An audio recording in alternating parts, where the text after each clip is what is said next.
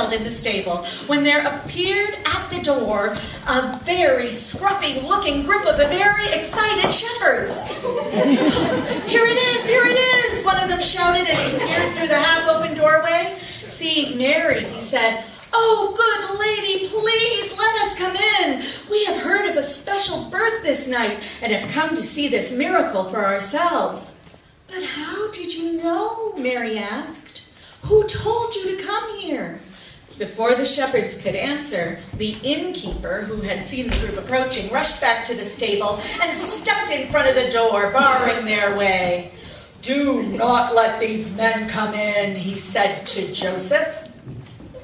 "They are lowly shepherds who wander the countryside, having no real home. They are very poor and care for no one but themselves."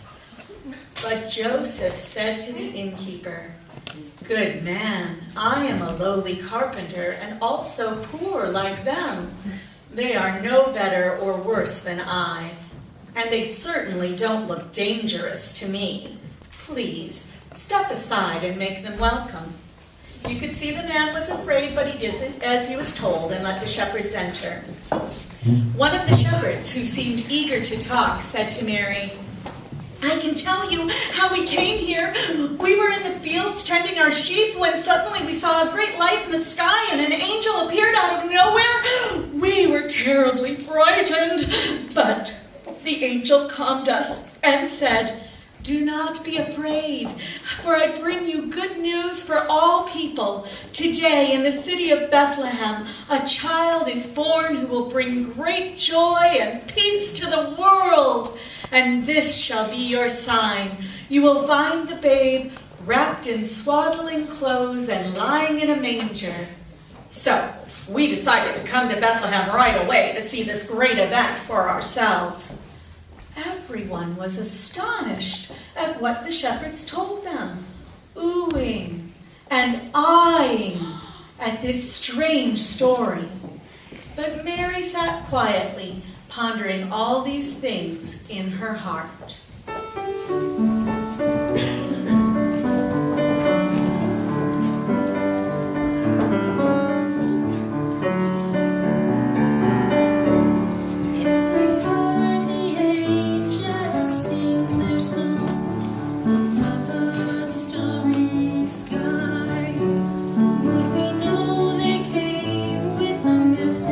Clear, or would we wonder why?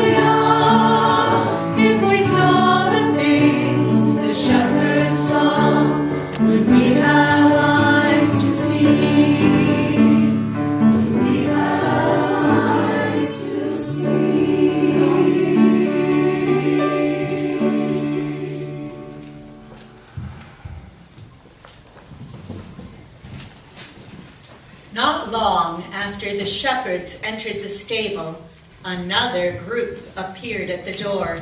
There were 3 of them, and it was obvious they were not from Bethlehem. They were riding on camels, and they wore long, elegant robes and strange hats, almost like crowns on their heads. They must have come from some country in the east, for no one in the area dressed this way. The shepherds eyed them suspiciously. "May we come in?" asked one of the 3, who seemed to be some kind of sage or priest. The shepherds seemed very uneasy, and before Joseph could answer, one of them said, "Kind sir, you must not let these people in. They are not Jews like us. They are foreigners. Who knows who they are or where they came from? You can see by their clothing they look very strange. And surely you know they are not to be trusted." But Joseph said, "It is true. They look different from us, and perhaps have different ways, but I see no harm in that. Please, welcome them into our little stable." And so the 3 travelers, who were called Magi, or wise men, stepped into the stable. "We have come from a great distance from the east," said the first Magi. "We are astrologers studying the stars and their movements, and recently we noted one star of special brilliance. It seemed to be shining, almost hovering, over one particular place. So we followed this star, thinking we would find something very important. And so we have. We see a very special baby is born this night, and we have brought gifts to honor him." Each of the Magi stepped forward and laid down a gift, kneeling at the foot of the manger as they did so. One brought gold, one brought a type of incense called frankincense, and the last brought myrrh, often used as incense or as a medicine.